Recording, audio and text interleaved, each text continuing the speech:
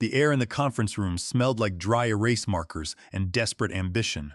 It was 9 a.m. on a Tuesday, the kind of gray Minneapolis morning where the coffee tastes like battery acid. I sat in the back corner, away from the glossy mahogany table where the visionary sat. I am Silas. I am 48 years old. I have a face that people forget 5 seconds after they look at it, and a job title, Senior Patents and Compliance Specialist.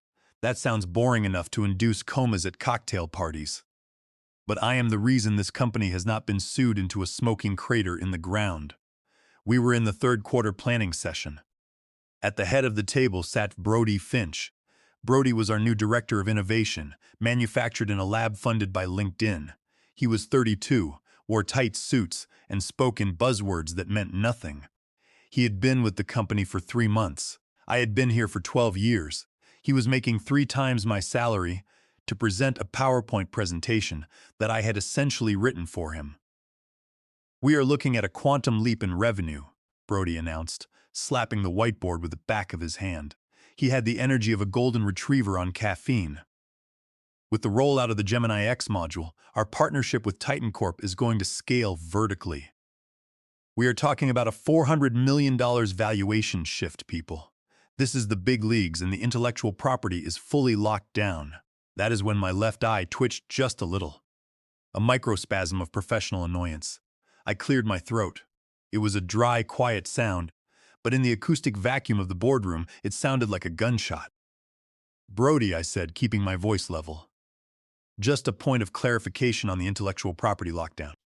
Brody stopped mid-gesture. He looked at me like I was a printer that had just jammed.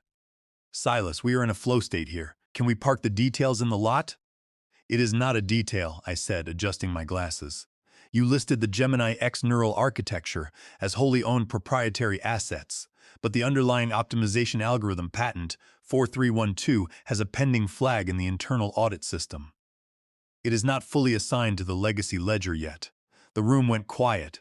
The chief executive officer, a man named Donald Crawford, who had the backbone of a chocolate eclair left on a dashboard in July, looked up from his phone. Silas, Brody sighed, a sound of exaggerated patience. "We have been over this. Legal said we are good. Titan Corp is ready to sign. Stop trying to find problems where there are only solutions." "You are killing the vibe." "I am not trying to kill the vibe, Brody. I am trying to keep us from committing contract fraud. Patent 4312 is the structural load-bearing wall of that entire deal. If the assignment chain is not clean, Titan Corp can freeze the contract." Brody laughed. It was a sharp and dismissive bark. He looked around the table, inviting the others to join in. A few of the junior vice presidents chuckled nervously, eager to align themselves with the new alpha dog. "This is exactly what I am talking about," Brody said, turning his back to me. "Old school thinking, obstructionist. We are a rocket ship, Silas. You are trying to check the tire pressure while we are braking the atmosphere." I felt the heat rise up my neck. It was not shame. It was anger. The cold, hard anger of a person who knows exactly how the machine works. Being lectured by a child who just likes pushing the buttons, meeting dragged on for another hour. I did not speak again. I just took notes, detailed timestamp notes. I wrote down every promise Brody made, every risk he waved away, every regulation he called optional guidance. At the end of the meeting, Brody clapped his hands. "One last thing, housekeeping." He turned his gaze directly to me with a malicious little sparkle. "We have been reviewing the discretionary budget for the end-of-year bonuses," Brody said, his voice loud enough to carry into the hallway, "and we have decided to pivot our compensation strategy to reward growth mindsets. Unfortunately, Silas, based on your performance today and the general attitude resistance you have displayed this quarter, I am canceling your annual raise and the bonus that is off the table too." The silence that followed was horrified. Publicly stripping a senior employee of their bonus in front of the entire executive team was a power move so aggressive it bordered on sociopathic. "We need team players," Brody continued, smiling a smile that did not reach his dead shark-like eyes. "Not anchors. Maybe this will motivate you to get on board with the vision." Donald Crawford, the chief executive officer, did not say a word. He just looked down at his notepad, tracing a circle over and over again with his pen. I felt the blood drain from my face. 12 years. I had worked through the flu, through my divorce, through the death of my mother, making sure their patents were filed and their compliance audits were clean. And this man, this tailored suit filled with sawdust and arrogance, was stripping it all away. I did not cry, I did not scream. I stood up. I capped my pen with a decisive click. I gathered my notebook and my tablet. Understood, I said. My voice was steady, terrifyingly steady. Brody blinked. Good. Glad we are clear. Crystal, I said. I walked out of the conference room, my shoes clicking a rhythmic beat on the gray industrial carpet. Click, click, click. It sounded like a countdown. My cubicle was in the compliance annex, the dark corner near the server room, where they put the people who actually do the work. It hummed with the noise of cooling fans. I liked it here. It was far away from the glass-walled offices where Brody Finch touched base. Here, reality existed. I sat down in my ergonomic chair and placed my hands on the desk. My breathing was shallow. My heart was hammering against my ribs like a trapped bird. But my mind was cooling down, freezing over into a block of absolute clarity. Attitude, he had said. Resistance. I opened my drawer, organized with a precision that would make a surgeon weep. There, in the back of a folder labeled Miscellaneous Legacy, was the file. I did not open it yet. I just rested my finger on the tab. Let me explain patent law. It is incredibly boring. It is a world of semicolons that change the fate of millions of dollars, of filing dates stamped to the millisecond, where close enough is legally complete failure. Men like Brody think in broad strokes, believing details sort themselves out. They think that because they are directors, the universe will bend to their will. But the universe only cares about paperwork. I pulled up the digital record for patent 4312 on my dual monitors. The system lagged, the spinning wheel mocking me for a moment before the file popped up. Title: Adaptive Neural Network Optimization for High-Load Logistics. Inventor Silas Vance. Assignment pending. There it was. The word that was going to cost them everything. Pending. I closed my eyes and let the memory wash over me. It was 4 years ago. I was going through a bitter divorce with Fiona, which left me in massive debt. I threw myself into work, spending nights in this office. The company was struggling with latency issues in their neural models. The engineering team was stumped, so I did what I do, I fixed it. So, I was not an engineer by trade, but I knew the logic. I knew the compliance structures.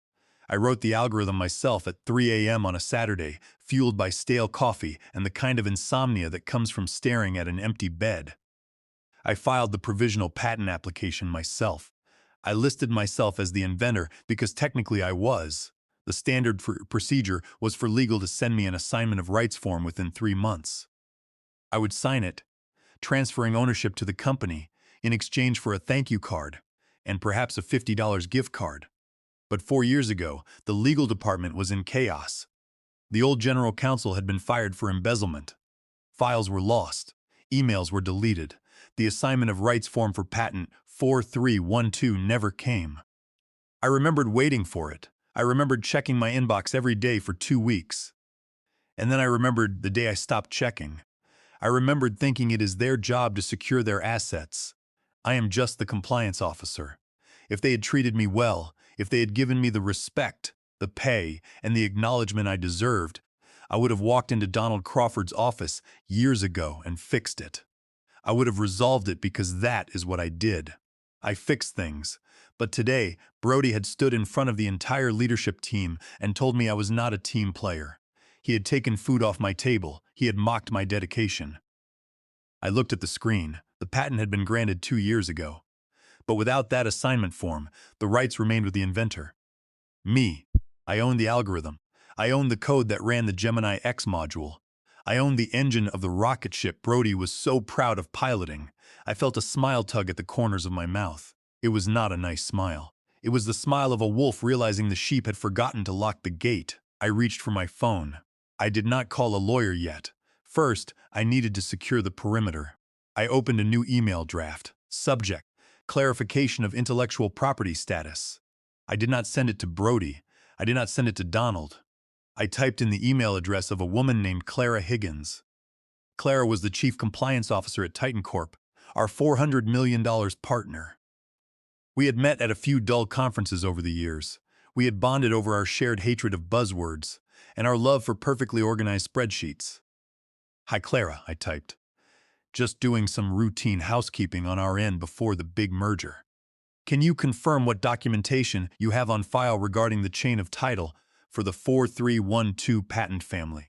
Our new director seems to think everything is automated, but you know how I worry about the details. Best, Silas. It was innocent. It was helpful. It was the kind of email a diligent, boring compliance specialist sends. But to a woman like Clara, it was a fire alarm. It was a subtle coded message that said, check your records. Something is wrong. I hit send. Then I minimized the window, opened my spreadsheet of daily tasks, and went back to work. I had audits to file. I had compliance checks to run. I was going to be the perfect employee. I was going to be exactly what Brody wanted. Quiet, invisible, and efficient. While I worked, I imagined the email traveling through the fiber optic cables, landing in a server. I imagined the invisible thread tightening around Brody's neck. He wanted a paradigm shift. I was about to give him one. At noon, while the rest of the office filtered out to grab overpriced salads or hit the gym to burn off their corporate angst, I stayed at my desk. I unwrapped a turkey sandwich I had brought from home and dialed a number I had not called in 6 months. United States Patent and Trademark Office. This is Otis, a gravelly voice answered. Otis was a retired patent examiner who now worked as a consultant for people who could afford his hourly rate. Or in my case, for people who brought him homemade treats every holiday. He was the oracle of intellectual property law. He knew the code better than the people who wrote it. Otis. It is Silas. Silas. To what do I owe the pleasure? Finally quitting that circus to come work for the firm? Not yet, Otis. I have a hypothetical for you. Let us say an employee creates a patentable asset during non-work hours on their own dime and files it personally. Let us say the company lists the asset in a commercial contract, but never executes a formal assignment of rights. And let us say the employee contract at the time had a sunset clause on intellectual property claims that expired 2 years ago due to a merger restructuring. There was a silence on the line. I could hear Otis taking a drag of a cigarette. The 2018 merger? Otis asked. The one where they dissolved the limited liability company and reformed as a C corporation. That is the one, Silas, he wheezed. If they did not get that assignment signed before the entity dissolution, that intellectual property does not belong to the new corporation. It belongs to the phantom of the old limited liability company. And since that entity is dead, it defaults to the creator. Is it watertight? I asked, staring at a stain on my cubicle wall. Watertight? It is a bank vault, Silas. Without that signature, they are selling a car they do not actually own. If they try to execute a deal based on that intellectual property, it is fraud, straight up. Why do you ask? Just checking the tire pressure, I said, using Brody's words. Thanks, Otis. Give them hell, Silas, he said. I hung up. Confirmation. The weapon was loaded. 10 minutes later, my desk phone blinked. It was Clara Higgins from Titan Corp. I put on my headset and adjusted my voice. I needed to sound helpful, slightly confused, and utterly non-threatening. Silas, hey, I got your email, Clara said. She sounded tense. Good. I am looking at the due diligence data room right now. You are asking about patent 4312, right? Yes, I said, typing loudly on my keyboard to simulate casual busyness. Brody Finch is our new innovation guy. He mentioned that the Gemini X rollout is totally dependent on it. I just wanted to make sure the cross-reference numbers matched your records. Our legal drive is a bit of a mess since the migration. Silas. I am looking at the file, Clara said slowly. I see the patent grant. I see the technical specs, but the chain of title folder is empty. Oh, I said, that is odd. Maybe it was misfiled. I am checking the public database right now, Clara said, her typing rapid like machine gun fire. It lists the owner as you, Silas Vance individually. Does it? I feigned surprise. Well, that was the original filing, but surely there is an assignment document. I mean, we are about to sign a $400 million deal. Legal would not have missed that, Silas. Clara's voice dropped. If there is no assignment, Titan Corp cannot touch this.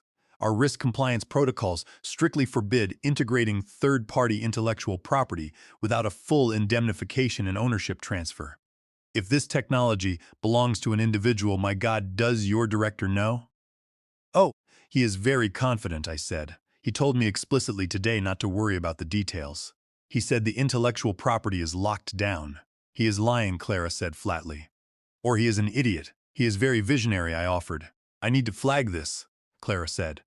I have to put a hold on the payment schedule until this is cleared up. Silas, if this is not resolved, our board is going to flay us alive for due diligence failure. I understand, Clara. You have to do your job just like I have to do mine. I am sending a formal request for information to your general counsel, and I am copying your chief executive officer. Sounds like the right move. Good luck, Clara. I hung up the phone. I took a sip of my lukewarm water. The fuse was lit.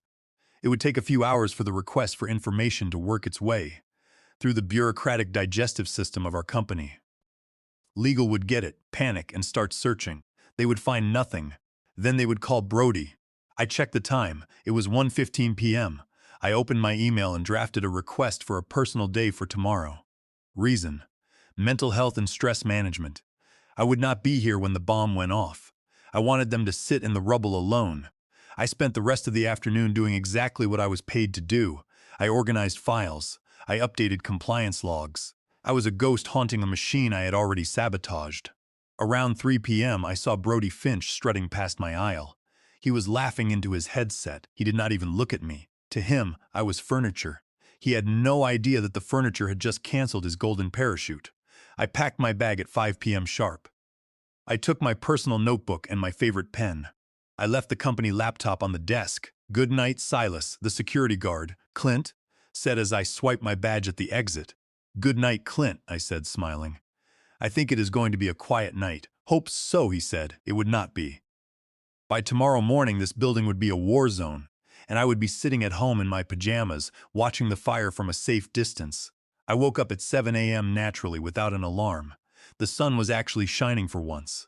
I made coffee, good coffee, French press, not the sludge from the break room. I sat on my balcony wrapped in a blanket, watching the city wake up. My phone was on the kitchen counter, face down. I had put it on Do Not Disturb, but I could feel it vibrating. Not a constant buzz, but the rhythmic, desperate pulse of a device receiving too many notifications at once. I took a sip of coffee. Back at the office right about now, the 8:30 a.m. stand-up huddle would be starting. Brody loved stand-ups. He made everyone stand in a circle and catch a foam football while stating their power goal. I imagined the scene. Brody throwing the ball. My power goal is to finalize the Titan Corp signature. Thwack, he catches the ball. He grins. And then the interruption. I walked into the kitchen and flipped my phone over. The screen was a wall of notifications. 5 missed calls from Donald Crawford. 3 missed calls from Human Resources.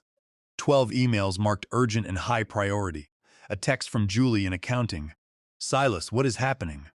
"Legal is running around like their hair is on fire." A text from Clint in security.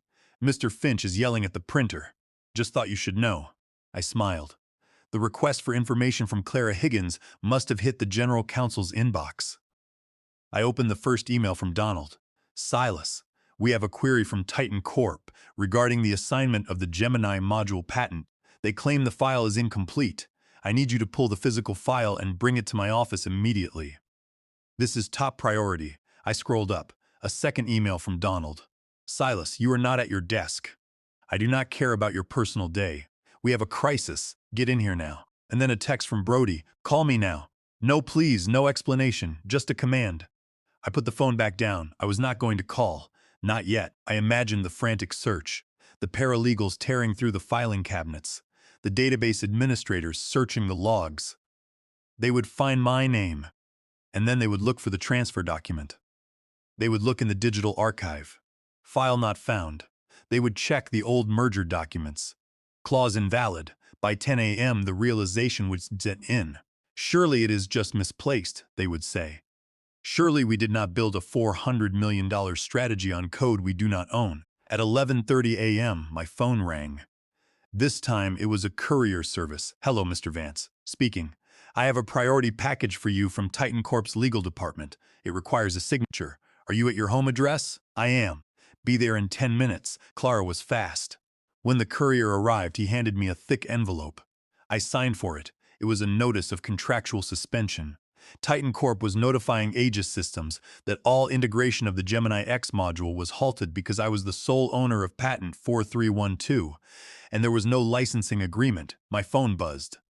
A voicemail from Donald. I listened. Silas, pick up the phone. Titan Corp just froze the accounts. They sent a formal cease and desist to us claiming you own the tech. What is going on? Brody is saying you sabotaged the database. I need you here to explain this now, sabotage. Of course Brody would call it that. I replied to Donald via text.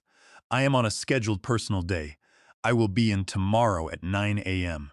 If you would like to discuss the acquisition of my personal intellectual property, please have a meeting room prepared, and I suggest you have legal counsel present. The turn of the key was complete. I was the only one with the way out. When I walked into the lobby the next morning, the silence was heavy. The receptionist, Chloe, looked pale. She saw me and immediately picked up her phone. I swiped my badge, still active. I took the elevator to the 4th floor. As the doors opened, I saw them. A cluster of suits standing in the hallway, shouting in hushed, aggressive whispers. Brody Finch was there. He looked terrible. His tie was loosened, his top button undone. He had dark circles under his eyes. It is a glitch, Brody was saying, his voice cracking. He is a compliance specialist, not an engineer. Silas did not invent anything. He just filed the paperwork. The paperwork says he is the inventor, Brody. General Counsel Henderson snapped, and the paperwork says we do not own it. Titan Corp is freezing payments because we are trying to sell them goods we do not own. I stepped out of the elevator. The sound of my shoes on the marble floor cut through their argument. They all turned. Brody's eyes went wide. Silas, Donald Crawford said, stepping out of his office. In my office now. Good morning, Donald, I said pleasantly. Is there coffee? This is not a social call, Brody spat, stepping toward me. You think this is funny? You think you can hold the company hostage because of some filing error? I looked at him. It is not a filing error, Brody. It is the law. Remember details? You told me to park them in the lot. Well, the lot is full and your career is being towed. I walked past him and into the boardroom. I sat at the head of the table. Donald hesitated, then sat to my right. Henderson, followed. Brody scrambled in last. Titan Corp has frozen the $40 million initial payment, Donald said. They are threatening to pull the contract. Silas, tell us how to fix this. Fix it? I asked. I tried to fix it on Tuesday. I told you the assignment chain was not clean. You told me I had a bad attitude. We are past that, Henderson interrupted. Silas, let us be reasonable. We know you filed the patent, but you did it while employed. Implied ownership statutes. Do not quote statutes at me, Henderson. I cut him off. I know the law better than you do. Under 35 United States Code Section 261, any assignment of patent rights must be in writing. You never executed one. Furthermore, under the 2018 merger terms, the old entity dissolved, and the intellectual property reverted to the creator. If you use my algorithm without permission, you are in direct violation of 35 United States Code, Section 271, which constitutes patent infringement. If you execute a merger representing that you own this asset, it is federal contract fraud. The room went silent. What do you want? Donald asked. I want to negotiate, I said, but not for a raise. I want to discuss the terms of your surrender. We can fire you, Brody blurted out. Insubordination. Go ahead, I said. Fire me. Then I walk out that door, call Clara at Titan Corp, and sell them the license directly. They will cut you out. You will lose the $400 million. And you, I pointed at Brody, will be unhireable. Brody slumped. Let us talk numbers, I said. I want a retroactive royalty fee of $200,000 for the past 2 years of use. Second, a go-forward royalty of 2% on all gross revenue generated by the Gemini X line. Third, I want a formal written apology signed by both of you, acknowledging that this was an executive oversight. And finally, I want my title changed. I am resigning today. The licensing agreement will be between Aegis Systems and my new firm, Jensen Intellectual Property Solutions. I will be an external consultant. The retainer will equal my current salary. Donald looked at Brody. He will sign. Donald said, You sign the paper, I told Brody. He signed. His hand was trembling. I stayed in the break room while legal drafted the contracts. I spent 3 hours eating a bagel. When Henderson brought the papers, I checked every line. I ensured Clause 14b, the right of technical integrity, was solid. They could use my algorithm, but they could not modify it without my written permission. This locked the hood of the car. They could drive it, but they could not touch the engine. I signed the contract. I took the signed apology letter. I walked down the hall to Brody's office. "Sign this," I said, dropping the corporate copy. He signed it, his face red. "Are you happy? You got your money, you got your win. Are you happy?" I looked at him. I thought about the years of missed holidays, the growth mindset lectures. "I am not happy, Brody," I said. "I am compliant, and right now, that feels like the exact same thing." I walked out. Julie gave me a thumbs up as the wire transfer cleared. I went back to my desk, picked up my bag, and walked to the elevator. I was no longer a prisoner. I was the warden. In the weeks that followed, I set up my firm in my spare bedroom. I bought an expensive chair and a coffee machine. Brody tried to push a code update to the module, but the system blocked it because he did not have my written permission. I denied his request. Titan Corp launched the Gemini X partnership, and the press release explicitly credited the robust architecture provided by Jensen Intellectual Property Solutions. Soon, other firms started calling.